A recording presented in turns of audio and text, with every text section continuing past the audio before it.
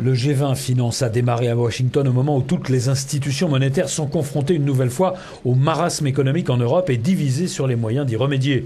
Pour le Fonds monétaire international, représenté au G20 par sa directrice générale Christine Lagarde, il y a 3 vitesses de croissance. La croissance des pays émergents, la plus rapide, celle des États-Unis et celle de l'Europe qui n'existe plus. Les perspectives de l'économie mondiale sont moins dangereuses qu'elles ont été, mais en même temps, la reprise des marchés financiers ne traduit pas du tout une quelconque reprise de la croissance et de l'emploi.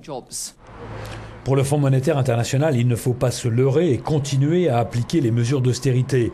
Depuis plusieurs mois, de plus en plus nombreux sont ceux, pourtant, qui pensent le contraire. L'austérité produit ses résultats habituels, c'est-à-dire qu'il n'y a pas de croissance, il n'y a pas de reprise de croissance. Je ne vois pas où est la surprise du FMI, il le sait très bien, il impose l'austérité dans tous les pays où il intervient.